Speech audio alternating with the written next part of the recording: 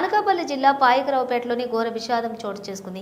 పాయకరావుపేట మండలం పెంటకోట సముద్ర తీరంలోని ఇద్దరు విద్యార్థులు గల్లంతే దుర్మరణం చెందారు. పాయకరావుపేట పట్టణంలోని పాత హరిజనవాడకు చెందినటువంటి గంపల చెల్లారావు కుటుంబ సభ్యులు ఓ శుభకార్యానికి హాజరై నిన్న సోమవారం సాయంత్రం పెంటకోట తీరానికి వెళ్లారు. కొద్దిసేపు ఇసుక తిన్నెల్లో సరదాగా ఆడుకున్న తర్వాత సముద్రంలో స్నానాలు చేస్తుండగా పిల్లి అభిలాష్ భారీ కెరటానికి గల్లంతయ్యాడు. అతన్ని రక్షించేందుకు యత్నించినటువంటి గంపల తరీష్ కూడా అలల్లో చిక్కుకుని నీటిలో కొట్టుకుపోయాడు.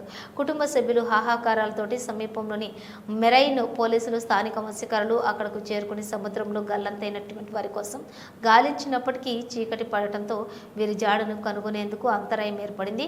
ఇదిలా ఉండగా ఈ రోజు తెల్లవారుజామున అదే తీరంలోని ఉప్పుటేరులో మృతదేహాలను గుర్తించి ఒడ్డుకు తీసుకుని వచ్చారు.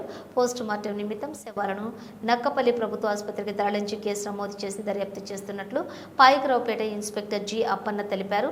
కాగా మృతుల్లో గంపల తరీష్ ఇంటర్ ద్వితీయ సంవత్సరం చదువుతుండగా అల్లూరి జిల్లా రాజవొమ్మంగికి చెందినటువంటి తరీష్ బంధువు పిల్లి అభిలాష్ హైదరాబాద్లో డిగ్రీ ద్వితీయ సంవత్సరం చదువుతున్నాడు.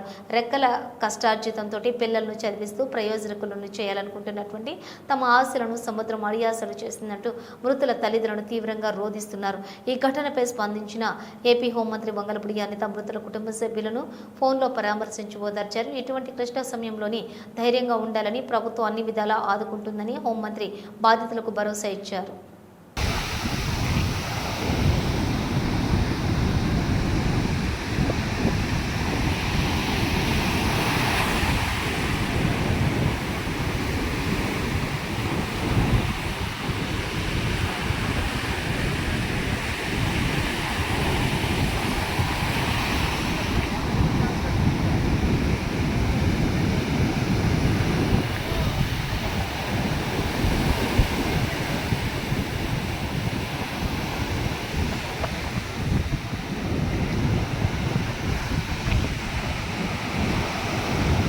దూరం అలా వేసుకుంటాం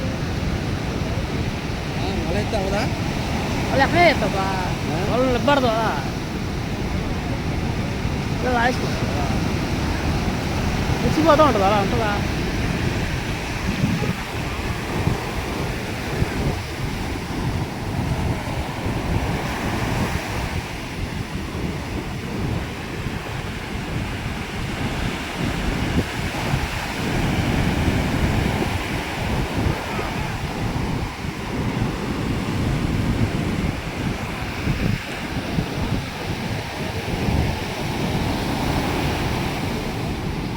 ఎక్కడ అక్కడ ఉంటాలో ఐసుకుంటారు నాన్నకి ఒక నెల్లేదు తెల్లంది ఉంది చూపించడంలో ఏం చేస్తాలో నాచుకుంటుంది.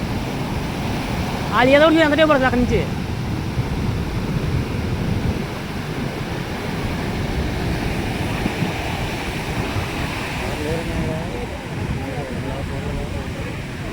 మన వాళ్ళు ఎవరు లేదు.